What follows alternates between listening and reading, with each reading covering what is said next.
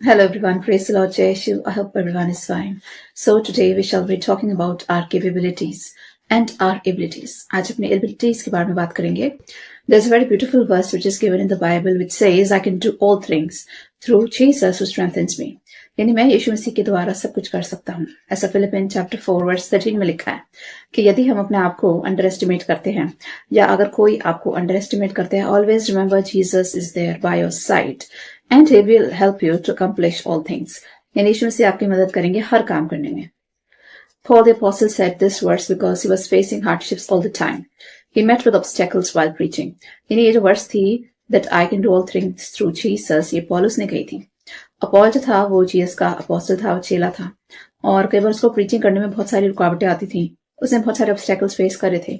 बहुत सारे लोग उसको प्रीचिंग करने से रोकते थे. उसमें बहुत सारी मुसीबतें आती थी. तब उसने वर्ड्स बोली, आई can do all things through Jesus.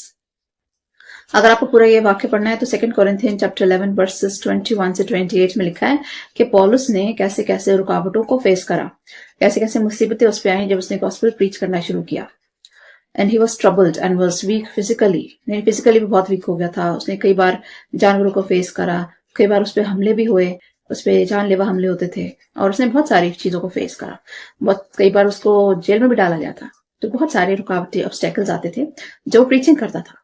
तो तब वो ये वर्ड्स बोलता है, आई can do all things through Jesus. यानी कहता है कि दुनिया चाहे मेरे रास्ते में कितनी रुकावटें डाले, लेकिन मेरे पास है यीशु मसीह और उनकी सामर्थ, और उसके द्वारा मैं सब कुछ कर सकता हूँ. And he said that I can do all things through Jesus who gives me power and ability to do this. As Philippians chapter 4 verse 13 में लिखा है.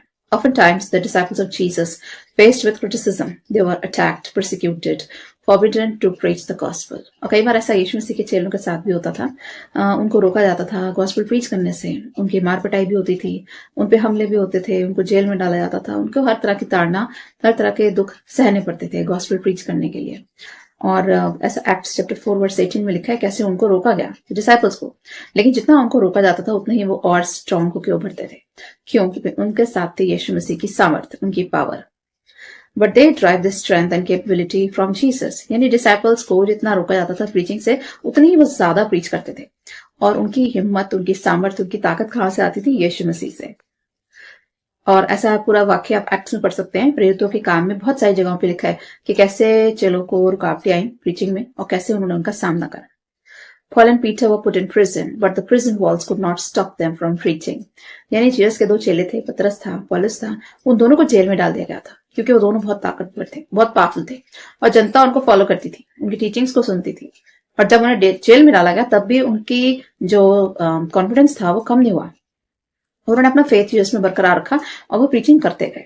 ऐसा एक्ट्स चैप्टर 16 में लिखा है, from the verse 16 to 40 it's written how they were imprisoned and how they faced all the trials and they kept their faith alive in God and they came out victorious.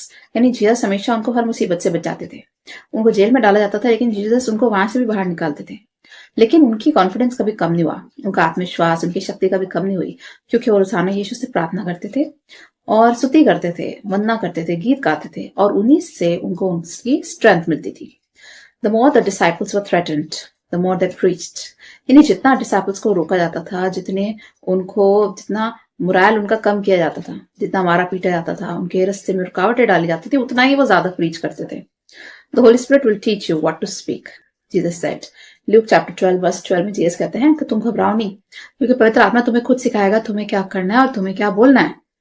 Jesus said this to the disciples that you need not be afraid. The Holy Spirit will teach you what to speak. Now, when the helper will come, he will tell you all things. Who is this helper? नहीं, Jesus कहते थे कि जब मैं तुम्हें अपना सहायक भेजूंगा, अपना हेल्पर भेजूंगा, वो तुम्हें सब कुछ सिखा देगा.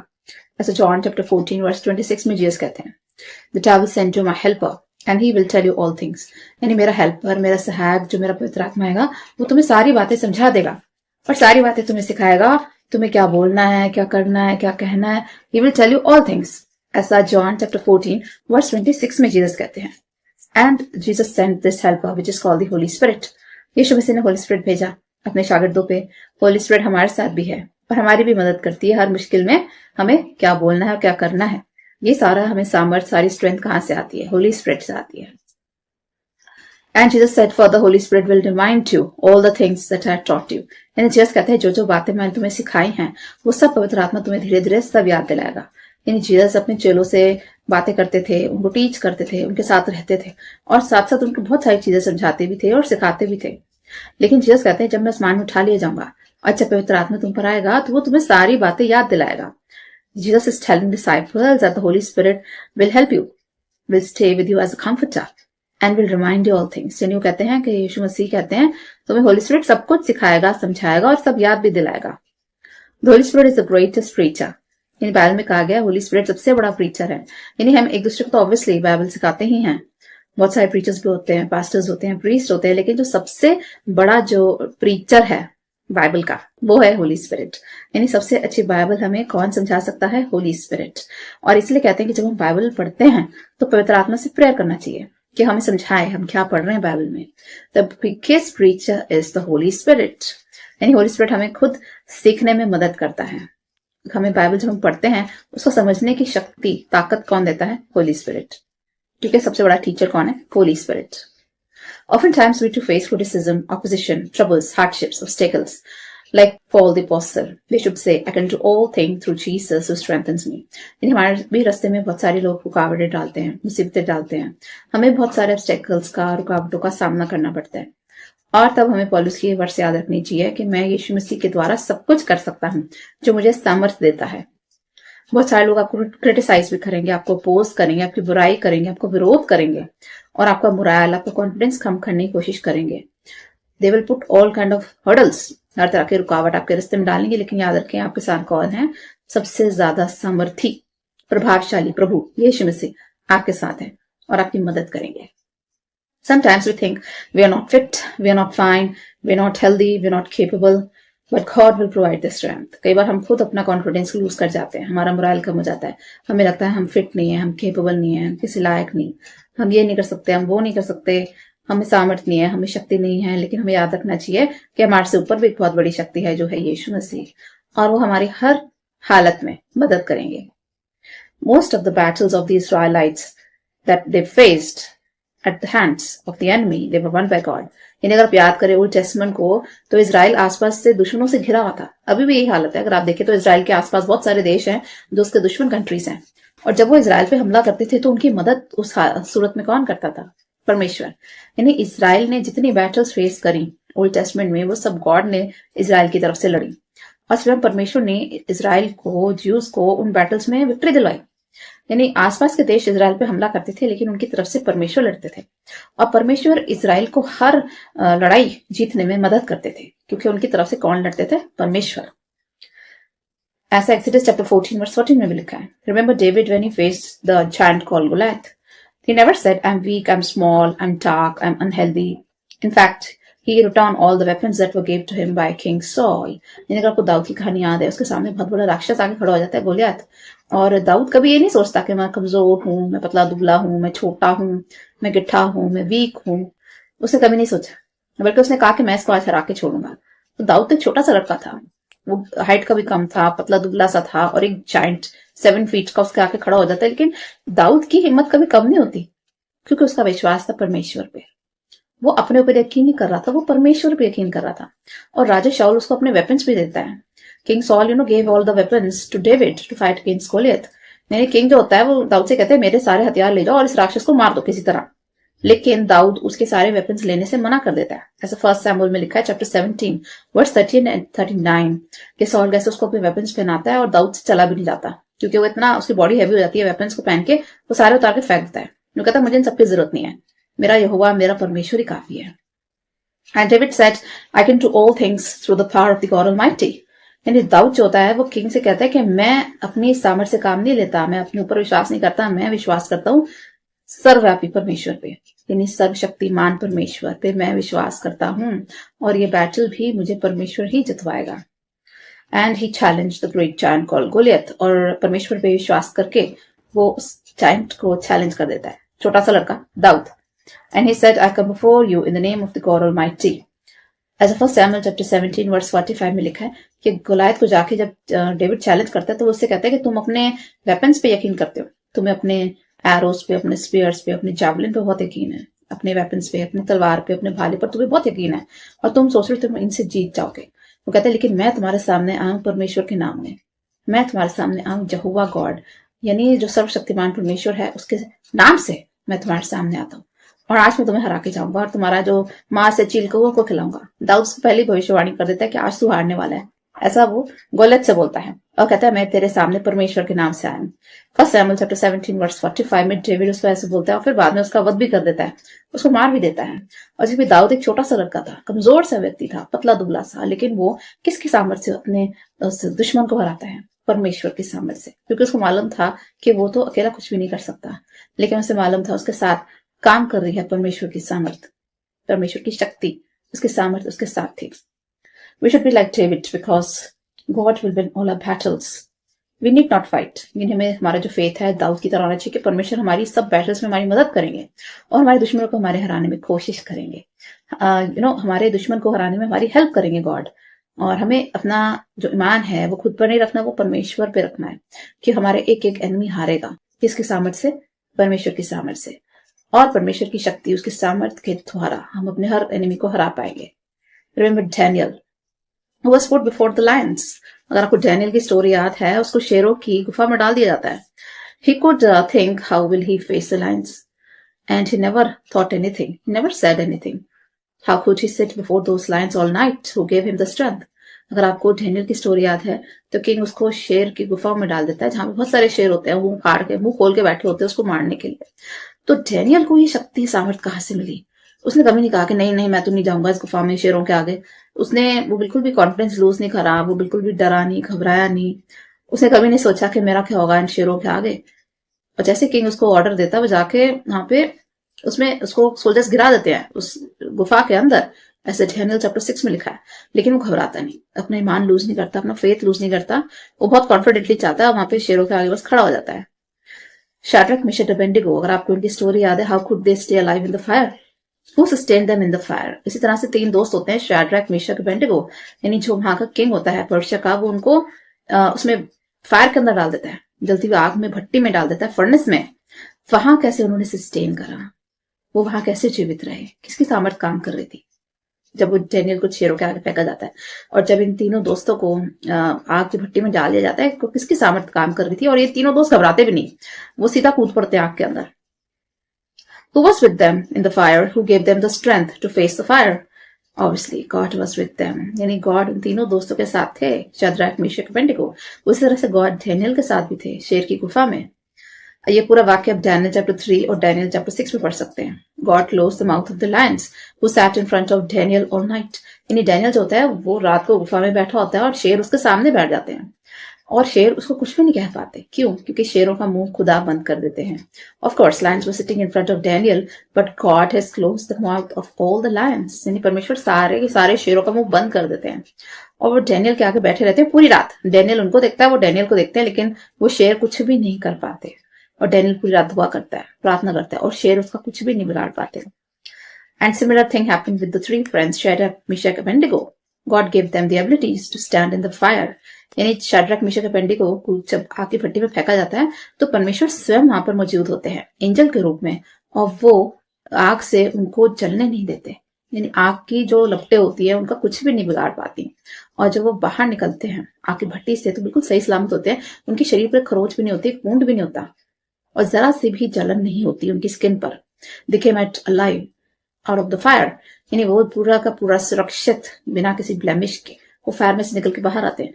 और उसी तरह डैनियल भी शेरों की गुफा में से निकल के बाहर आता है बिल्कुल सुरक्षित, और इनकी बॉडीज पे कोई निशान नहीं होता, कोई इंजरी नहीं होती, कोई बर्निंग का, कोई जलन का निशान नहीं होता, कोई भी जख्म नहीं होता। And they all 4 of them came out alive. Who was with them in this trial? यानी इस मुसीबत में इन लोगों के साथ कौन थे? परमेश्वर। We to face trials in life. यानी हमारे साथ भी ऐसे होता है, हम भी बहुत सारे ट्रायल्स को अपनी लाइफ में फेस करते हैं।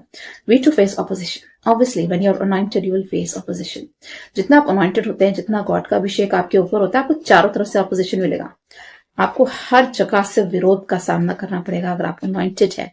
अगर आप परमेश्वर पे चुने हुए हैं, आप मान के चलिए आप सबसे अलग हैं, आप हर इंसान से अलग हैं। और जहां जाएंगे आपको वहां पोजीशन फेस करना पड़ेगा, आपको वहां क्रिटिसिज्म फेस करना पड़ेगा। बहुत सारे लोग आपका विरोध भी करेंगे, आपके गेंस भी जाएंगे, आपके ऊपर झूठे इल्जाम लांछन भी लगाएंगे। You have to face all these oppositions because you are different, because you are outstanding, you are the anointed one, the chosen one of God. क्योंकि आप चुने हुए हैं, परमेश्वर के अभिषिक्त हैं, तो ऑब्वियसली आपको इन सारे ऑपोजिशंस का, विरोध का सामना करना पड़ेगा। But remember God is our strength and we will come out of all these trials untouched, unblemished, unhurt. लेकिन आप याद रखिए, परमेश्वर आपको इन सारे मुसीबतों से, ट्रायल से बाहर निकालेंगे बिना किसी चोट के, बिना किसी जख्म के, बिना किसी हानि के। यानी गॉड आपको हानि नहीं पहुंचने देंगे। गॉड आप पे एक भी लांछन नहीं आने देंगे। आपको जरा से भी आपके इमेज को चोट नहीं लगेगी। You will come out unhurt, you will come out unblemished. यानी आप पे कोई भी लांछन नहीं लगेगा, कोई भी इल्जाम नहीं लगेगा। आप हर चीज से बाहर आएंगे बिल्कुल साफ सुथरे, सुरक्षित, जैसे डैनियल आया था शेर की गुफा से बाहर, साफ सुथरा, बिना किसी ब्लेमिश के, सुरक्षित। And you will come out victorious. The Bible says in Matthew chapter 10 verse 18, you will be brought before synagogues, governors and king. You will face trials, but take heart. The Holy Spirit will tell you what to speak. यानी आपको बड़े बड़े लोगों के आगे मुकदमे face करने पड़ेंगे। हो सकता है आपको फेस करना पड़े, आपको किंग के आगे भेजा जाए, सिनेगॉग्स में भेजा जाए, गवर्नर्स के आगे भेजा जाए। आपके ऊपर ट्रायल्स भी हो सकते हैं, मुकदमे भी हो सकते हैं। लेकिन याद रखिए, पवित्र आत्मा आपको सिखाएगी क्या करना है, क्या बोलना है। ऐसे लूक चैप्टर 12 वर्स 12 में लिखा है, God will handle all your trials. यानी वो जो ट्रायल्स होंगे वो आप हैंडल नहीं करेंगे। जो मुकदमे होंगे, जो ट्रायल्स होंगी, जो मुसीबतें होंगी, उनको आप नहीं हैंडल करेंगे। God will handle them for you and you will come out of them victorious in all these battles. और ये जितनी भी बैटल्स होंगी, जितने भी ट्रायल्स होंगे, इन सब में से आप सुरक्षित बाहर निकलेंगे। If you are a chosen one, the anointed one, you will face opposition. This is very obvious. अगर आप ईश्वर के चुने हुए हैं तो आपको ऑपोजिशन का सामना करना पड़ेगा, क्योंकि ऐसा यीशु मसीह के साथ भी हुआ था। यीशु मसीह ने भी बहुत विरोध का सामना किया था। जो फरीसी थे, जो सदूकी थे, वो हर बार यीशु मसीह को टेस्ट करते थे। Pharisees and Sadducees, they used to always test Jesus, and they used to always put him in trouble, and they used to always put some blame or blemish on him. यानी जो फरीसी सदूकी थे, हमेशा Jesus पे कोई ना कोई इल्जाम लगाते थे, लांछन लगाते थे, उनको फंसाने की कोशिश करते थे कि कोई ना कोई ऐसी बात यीशु के मुंह से निकल जाए जिसकी वजह से उन पे मुकदमा हो जाए, ट्रायल हो जाए, फंस जाए किसी तरह। And they used to always put Jesus in some or the other trap. वो हमेशा उनको ट्रैप करने की कोशिश करते थे फरीसी सदूकी, और हमेशा जीसस का अपोजिशन करते थे। तो उसी तरह से जीसस कहते हैं, जो मेरे साथ हो तुम्हारे साथ भी होगा। If you are anointed, अगर आप chosen one है, anointed है, this is obvious, you will face opposition. Opposition का, विरोध का सामना आपको करना पड़ेगा। The enemy will come like a flood. यानी बाइबल बताती है कि जो दुश्मन जो आता है वो फ्लड की तरह आता है। वो पूरा का पूरा अपने जोर शोर से और पूरी ताकत से, एनिमी, दुश्मन जो होता है, यानी शैतान जो होता है, पूरी ताकत से अपना विरोध करता है। और इसके लिए वो किसी का भी इस्तेमाल कर सकता है, किसी इंसान का भी इस्तेमाल कर सकता है, किसी दोस्त का, किसी फैमिली मेंबर का, किसी कलीग का। You can face opposition at your family, at your working place, anywhere. यानी कि आप घर में, आप अपने जॉब पर या वर्किंग प्लेस पे, कहीं पर भी ऑपोजिशन का सामना हो सकता है। और शैतान किसी का भी इस्तेमाल कर सकता है आपके खिलाफ आने के लिए। The Bible says enemy comes like a flood. जैसे फ्लड आता है ना, चारों तरफ से पानी आता है, पानी की ऊंची ऊंची दीवार, ऊंची ऊंची लहरें आती हैं, वैसे ही दुश्मन अपना हमला करता है। He will come like a lion और maybe like a storm, like a wave, like a flood, but no one can stop you if God is on your side. यानी परमेश्वर अगर आपके साथ है, आपको कोई भी नहीं रोक सकता। Isaiah 59 chapter verse 19 में लिखा है, if God is on your side, no one can stop you from being blessed. परमेश्वर यदि आपके साथ है, मनुष्य आपको कुछ नहीं बिगाड़ सकता। How Saul pursued David all his life, and David kept his faith alive. He was not disheartened. यानी सॉल जब डेविड का पीछा करता है, सॉल को मालूम था डेविड उसके बाद राजा बनने वाला है। वो हर तरह से कोशिश करता है कि उसको मार डाले। 4-5 बार उस पर हमले होते हैं। दाऊद पे हमला भी करता है क्योंकि उसको मालूम था कि इजराइल की जो जनता है वो डेविड को बहुत प्रेम करती है। डेविड की बहुत ज्यादा फॉलोइंग थी इजराइल में, और सॉल को मालूम था कि किसी भी टाइम पर डेविड राजा बन जाएगा, और वो चाहता है कि किसी तरह से उसको राजा बनने से पहले मार डाले। इसकी भी पूरी कोशिश करता है। And David was very patient. लेकिन डेविड अपना विश्वास परमेश्वर में कम नहीं करता, वो हिम्मत रखता है। उस पर हमले भी होते हैं बार बार।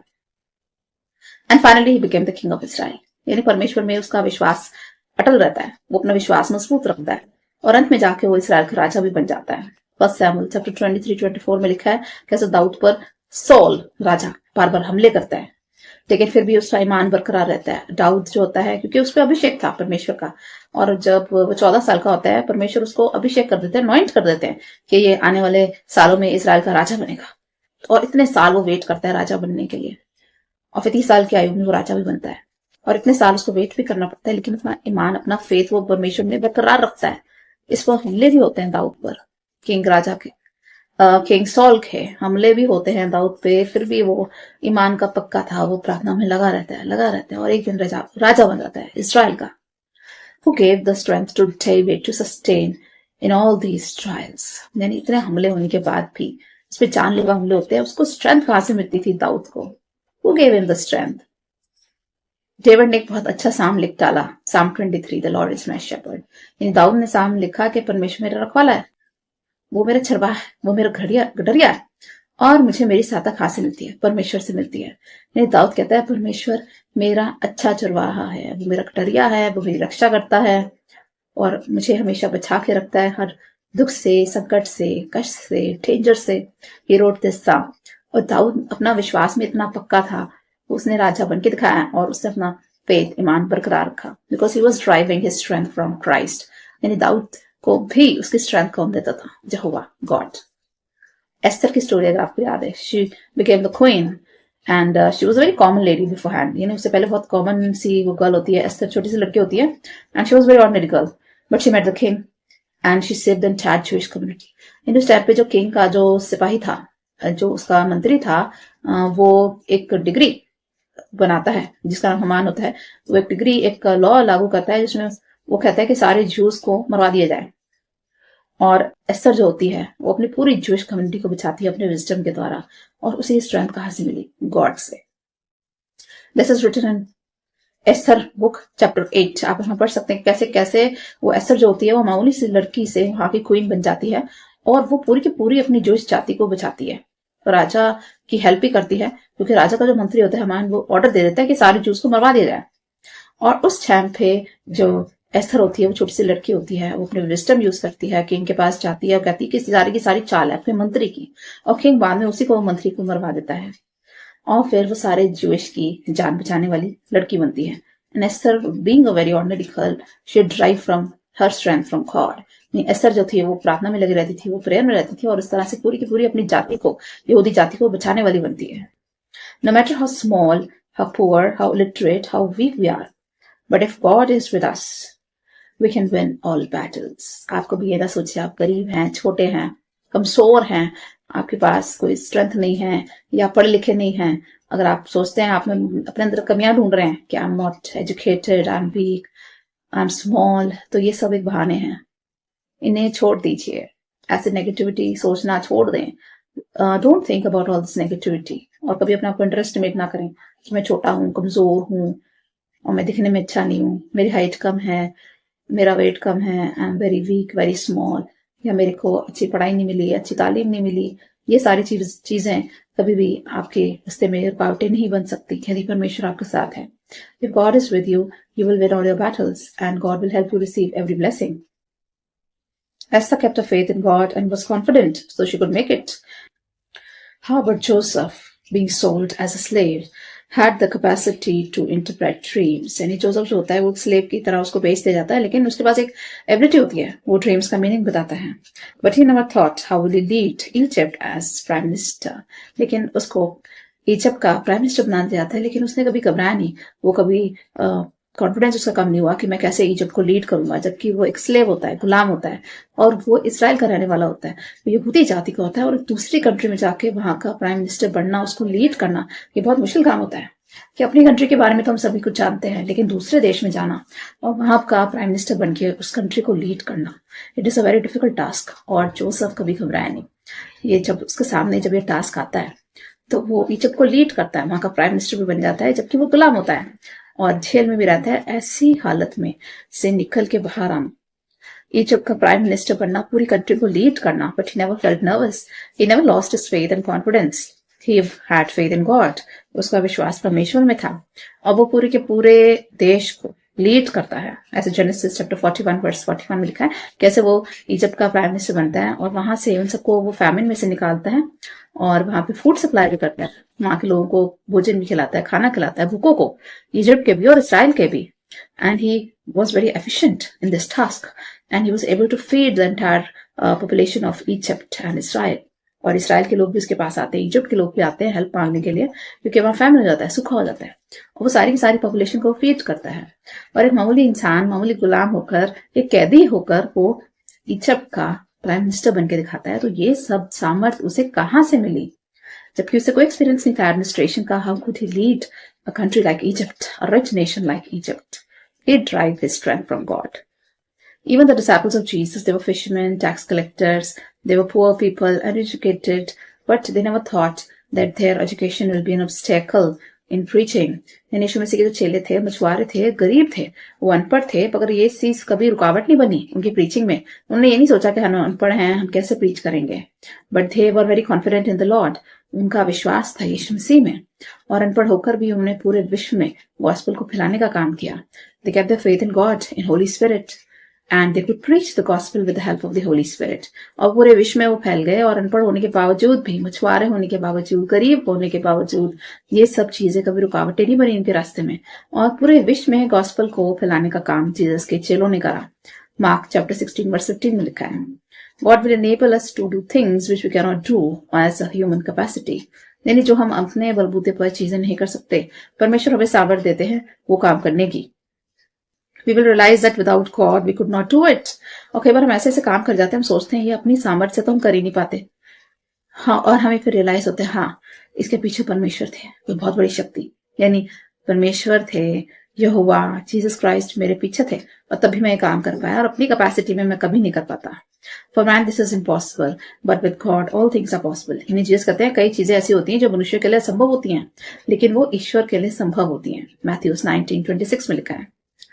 Now, in my case, I would like to discuss with you. I never learned singing, but I lead my school choir. यानी मेरा अगर आप केस देखें तो मैंने कभी सिंगिंग नहीं सीखी. I have never taken any formal training in singing or music, but I am the choir leader of my school. यानी मैंने कभी सिंगिंग या म्यूजिक ट्रेनिंग नहीं ली, लेकिन मैं अपने स्कूल की choir इंचार्ज बन गई. अपने स्कूल में सिंगिंग में, म्यूजिक में मैंने अपने स्कूल वालों को लीड करा है. I have led the entire choir, but I had never learned anything. But मैं मानती हूँ कि ये परमेश्वर की सामर्थ से ही हो पाया. No formal training I took in singing or music, but I have prepared so many choirs, and that I won't even remember how many choirs I've prepared. यानी इतनी choirs मैंने प्रिपेयर करी कि मुझे खुद नहीं याद, और ये सारे मैं ईश्वर की सामर्थ से कर पाई, और अपने बलबूते पे कभी नहीं कर पाती. I never went to study any theology, but I preach gospel. कभी मैंने theology की कोई ट्रेनिंग नहीं ली, लेकिन मैं gospel preach करती हूँ YouTube पर. And this is all done through the power of the Holy Spirit. As I said, Holy Spirit will give you words to speak. यानी Holy Spirit जो है वो सबसे बड़े टीचर हैं, और यदि इंसान ने कोई ट्रेनिंग भी नहीं ली तब भी Holy Spirit उसकी हेल्प करते हैं प्रीच करने में. And Jesus also said, in the last days I will pour out my spirit upon all flesh, and your sons and daughters shall prophesy. यानी Acts chapter 2 verse 17 में Jesus कहते हैं, मैं अंत के दिनों में अपनी आत्मा लोगों पर ले लूंगा, और पवित्र आत्मा तुम्हें सिखाएगा तुम्हें क्या बोलना है. So I have not done any formal training in theology, but still I speak through the power of the Holy Spirit. यानी कोई मुझे ट्रेनिंग नहीं मिली थियोलॉजी में, लेकिन परमेश्वर की सामर्थ से मैं प्रीच कर पाती हूँ, और लोग बहुत पसंद भी करते हैं प्रीचिंग को मेरी. और ये सारे जो शब्द हैं, ये सारा पवित्र आत्मा की सामर्थ के द्वारा हो पाता है. परमेश्वर का हाथ जिसके सर पे परमेश्वर का हाथ है, वो सब कुछ कर सकता है. And that's why Paul says, I can do all things through Jesus who strengthens me. How about Moses, who stood upon the Red Sea with the army of Egyptians behind and sea ahead? The Jews were wondering where to go. यानी मूसा के साथ भी ऐसे होता है कि जब वो लाल समुद्र को पार कर रहे होते हैं, जो सारे के सारे यहूदी जाति खड़ी होती है मूसा के साथ, सामने समुद्र होता है, पीछे इजिप्ट की सेना होती है, तो इजरायली लोग वहां फंस जाते हैं. वो कहते कहाँ जाए, आगे समुद्र है, पीछे सेना है. वो मूसा पर क्रूर पड़ाते हैं. वो कहते तू हमें कहाँ ले आया. वो कहते ऐसे तो अच्छे हम इजिप्ट में ही थे, गुलाम की तरह जी रहे थे, लेकिन एटलीस्ट जिंदा तो थे. वो कहते हैं यहाँ तो तू हमें मरने के लिए ले आया. वो कहते हैं आके समुद्र है, पीछे आर्मी, कहाँ जाए. And they felt that they were good as slaves in Egypt. Now they would die in the sea. But God was with them and was with Moses. यानी उनको लग रहा था अब तो वो मर जाएंगे समुद्र में डूब के, लेकिन वो यकीन नहीं कर पा रहे थे कि परमेश्वर की सामर्थ वहां मौजूद थी, और परमेश्वर का हाथ था मूसा के सर पे. Moses told them, stand still and you will see the deliverance of the Lord. यानी मूसा को कहता है शांत हो जाओ, अब कुछ ही पलों में तुम देखोगे कैसे परमेश्वर तुम्हें छुड़ाएंगे. He says, be still and see the deliverance of the Lord. यानी मूसा से कहता है बस तुम शांत हो जाओ, कुड़कुड़ाना बंद कर दो, और कुछ ही पलों में आप देखेंगे परमेश्वर आपको कैसे छुटकारा दिलाएंगे. ऐसे Exodus chapter 14 verse 13 में लिखा है. Now with their own strength they could not do it. अपनी सामर्थ्य से यहूदी लोग नहीं बच पाते उस दिन. यदि वो आगे बढ़ते तो डूब के मर जाते समुद्र में. But God was with them, enabled them to cross the Red Sea. And that's where it is said be still and know that I am God. यानी साम 46 में भी गॉड कहते हैं कि शांत हो जाओ, जान लो मैं ही परमेश्वर हूँ। यानी परमेश्वर की सामर्थ्य से ही वो उस दिन रेड सी को क्रॉस कर पाते हैं और वो को पूरा का पूरा सी पर से पार होकर निकल जाती है यहूदी कौम। लेकिन जब इजिप्शियन आर्मी उनका पीछा करती है तो समुद्र बंद हो जाता है और वो सारी की सारी आर्मी डूब जाती है। तो उस दिन वो देखते हैं कैसे परमेश्वर ने उनको डिलीवरेंस दिया, यानी परमेश्वर का छुटकारा उन्हें उस दिन कैसे मिला। They saw this with their own eyes and this was impossible for man. यानी लाल समुद्र के दो टुकड़े करना, विभाजन करना मनुष्य के लिए असंभव है। वो कैसे कर पाए? परमेश्वर के सामर्थ्य से कर पाए। Do you think Samson killed all big animals like lion, bear, ferocious animals with his own strength? यानी सैमसन की स्टोरी अगर आप याद करें तो क्या अपनी सामर्थ्य से वो मारता था जानवरों को, बड़े बड़े शेरों को, भालू को? No, his strength was in his hair. यानी उसके बालों में उसकी स्ट्रेंथ थी। तो उसके बालों में स्ट्रेंथ किसने दी? सैमसन की स्ट्रेंथ उसके बालों में थी, हेयर में थी। वो कहां से आई strength? He derives his strength from God, ऐसे Judges chapter 15 verse 16 में लिखा है कि किसी भी मनुष्य की स्ट्रेंथ उसके बालों में नहीं होती। ऑब्वियसली हमारे बालों में हमारी कोई स्ट्रेंथ नहीं, कोई शक्ति नहीं है, और रोजाना लोग बाल भी काटते हैं। दिस इज वेरी इम्पॉसिबल कि हमारे बालों में हमारी शक्ति हो। लेकिन सैमसन के बालों में स्ट्रेंथ कहां से आई? किसने उसको स्ट्रेंथ दी? बालों में। किसने उसको स्ट्रेंथ दी? शेरों को, भालू को, जानवरों को मारने की। जजेस चैप्टर 15 वर्स 16 में लिखा है कि Samson used to drive strength from God, यानी सैमसन को यह सामर्थ परमेश्वर देते थे। And he was an anointed one. God's hand was on him. ऐसे Judges 13 में लिखा है कि परमेश्वर का हाथ सैमसन के सर पे था, उसके ऊपर anointing थी, वो अभिषेक था, वो चुना हुआ था, वो chosen था। And God killed all those ferocious animals. यानी animals को कौन मारते थे? परमेश्वर। और नाम किसका होता था? सैमसन का। So we should never underestimate ourselves.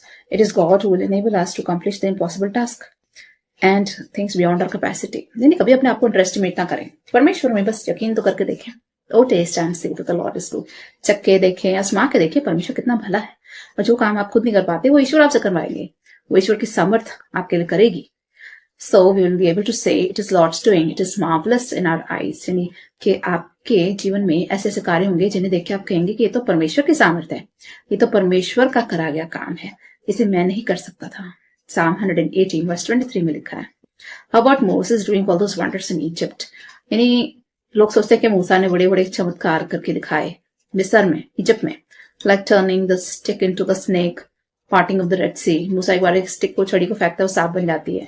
लाल समुद्र के टुकड़े होना, मन्ना कमिंग डाउन फ्रॉम हेवन, यानी आसमान से मन्ना की बारिश होती है। कोयल कमिंग फ्रॉम ऑफ हेवन, बटेर भी आसमान से गिरते हैं। 10 प्लेग्स इन इजिप्ट, जो 10 आफतें इजिप्ट में आती हैं, ये सारे आश्चर्य कर्म कौन कर रहा था? मूसा के जमाने में। Water gushed out from the rock, यानी चट्टान में से पानी निकलता है और वो पानी यहूदी लोग पीते हैं। ये सब कैसे होता है? Who was behind all these wonders? Moses said to God, I stammer, I'm not good at speech, don't send me. यानी मोसेस जो था वो गॉड से कहता है कि मैं तो हकलाता हूँ, मैं बहुत कमजोर हूँ। गॉड उसको कहते हैं तू इजराइल को लीड करेगा, इजराइल का लीडर बनेगा, तो कहते हैं कृपया करके मुझे मत भेजिए। मूसा बहाने बनाता है, वो कहता है no please don't send me. Moses God के आगे बहाने बनाता है, कहता है ये इतना बड़ा कार्य मैं नहीं कर सकता, मैं बहुत कमजोर हूँ, मैं तो हकलाता हूँ, मुझे तो बोलना भी नहीं आता। वो कहता है मैं क्या लीडर बनूंगा? लीडर बनने के लिए तो बहुत सारी क्वालिटीज चाहिए। आपको बहुत अच्छी स्पीच आनी चाहिए, आपको बोलना आना चाहिए। जब तक आप बोलेंगे नहीं तो लोगों को लीड कैसे करेंगे? आपको मासेस को लीड करना आना चाहिए, लोग आपके फॉलोअर्स बने, आपको फॉलोइंग चाहिए, तो उसके लिए अच्छे अच्छे स्पीचेस देने आना चाहिए। तो मूसा कहता है कि मैं तो हकलाता हूँ, मैं तो जैसे ही बोलूंगा लोग मजाक उड़ाएंगे, मैं कैसे लीड करूंगा? He says and God said I am with you. परमेश्वर कहते हैं मैं तेरे साथ साथ चलूंगा, मेरी सामर्थ तेरे साथ सच जाएगी, मेरी प्रेजेंस तेरे साथ सच जाएगी। He sent Aaron to speak on behalf of Moses. अब वो हारून जो होता है, हारून मूसा का भाई, गॉड कहते हैं ये तेरे बिहाफ पे बोलेगा और तू वंडर्स करके दिखाएगा।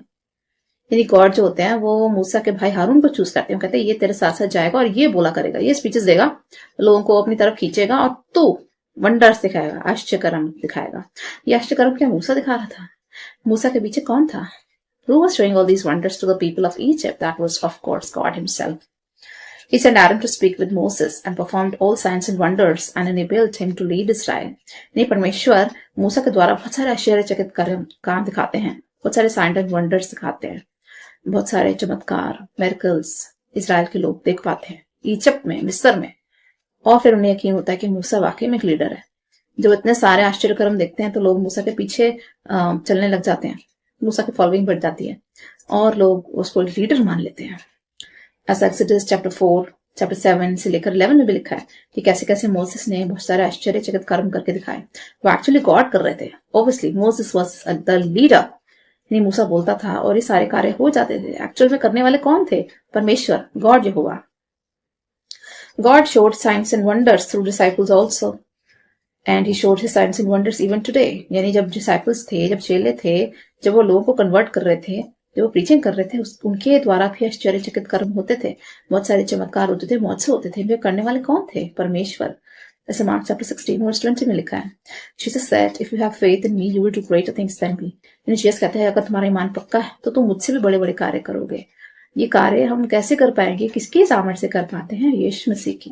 जैसे जॉन चैप्टर 14 वर्स 12 में लिखा है, so we need to keep faith alive in God and God will do the impossible for us which we can not do on our own. यानी यदि हमारा विश्वास परमेश्वर में है तो वो इम्पॉसिबल यानी कि संभव कार्य भी परमेश्वर हमारे लिए संभव कर देंगे। यदि हमारा ईमान परमेश्वर में है तो God can change the impossible into possible. Oftentimes we say like Virgin Mary, how can this be? But remember, what was the reply of the angel that time? The power of the Most High will overshadow you and help you to accomplish. यानी mother Mary जो थी वो भी थोड़ा सा faith loose कर जाती है। वो भी कहती है ये सब कैसे होगा, मैं तो कुंवारी हूँ। Mother Mary said to the angel, how can this be? How can this be? I'm a virgin. And what was the reply? Angel Gabriel का reply क्या था? The power of the Most High will overshadow you and you will accomplish. यानी कि परमेश्वर की सामर्थ आप पे आएगी, परमेश्वर का पवित्र आत्मा पे आएगा, आपको चारों तरफ से ढक लेगा और आप असंभव को भी संभव कर पाएंगे। विच मीन जो चीजें हमारे लिए असंभव होती हैं उन्हें हमारे लिए परमेश्वर संभव कर देते हैं। And that's why it is said, I can do all things through Jesus who strengthens me. और इससे पौलुस कहता है कि मैं परमेश्वर की सामर्थ से सब कुछ कर सकता हूँ। यानी जो मेरे लिए असंभव है उसे परमेश्वर मेरे लिए संभव कर देते हैं। और मैं अपनी सामर्थ्य से तो कुछ नहीं कर सकता, लेकिन मैं ईश्वर की सामर्थ्य से सब कुछ कर सकता हूँ। I would like to pray for all of you. Heavenly Father, we come before you with our prayers. Father God, we thank you so much for this beautiful message that you gave us today, that we can do all things through Jesus who strengthens us. Father God, give us the strength, the ability to have strong faith in you. Help us to keep our faith alive and active. Help us to keep our confidence alive, and help us to remember that we can accomplish and do all things from you, who give us the power, strength, and the ability to do it. Father God, help us never to underestimate ourselves, that we are good for nothing or we are not capable, but help us to sustain and to always remember that we can accomplish everything because you are on our side. For the Bible says, God is with us, who can be against us. Father God, we pray for every viewer who's watching this video. Help them with faith. Give them strong faith. Help them and strengthen them in faith. Help them to keep their confidence and faith alive, and help them to remember that you are with them always. For you have said, neither you will leave us nor you are going to forsake us. We pray for all those who are seeking healing. Bless them with supernatural healing. Bless every organ, every tissue in their bodies, and help them to come out victorious, defeating all their sickness, infirmities. Help all the students who are appearing for the board exams and home exam. Help them to learn the lessons well. Give them sharp memory. Give them a sharp mind. Help them to come out victorious with good marks. Help them to be a successful person. Help all those who are seeking admissions in colleges. Help them to get admissions in their desirable colleges. Bless all those who are seeking jobs. Bless them with their desired jobs. Father God, we pray for everyone who is seeking for any kind of opportunity, any kind of breakthrough. Bring breakthroughs in their life. Open doors for them. Open good opportunities for them, Father God. We pray for all those who are weak, who are lonely, depressed, sad, who have lost hope. Father God, you are our only hope, for the Bible says you have plans for our betterment, to give us a hope and a future. You have plans not to harm us, but to prosper us.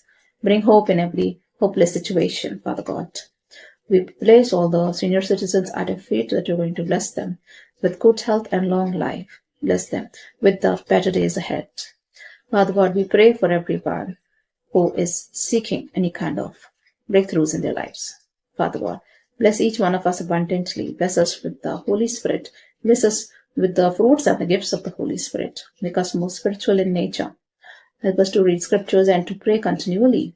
For the Bible says, pray without ceasing. Help us so that we can pray daily and come closer to you, so that you may pour more blessings on us. You can bestow more blessings on us. Help us to stay connected with you, to stay in communion with you, Father God. We give all glory and honor to your name. We ask this prayer through Jesus Christ, Lord. Amen.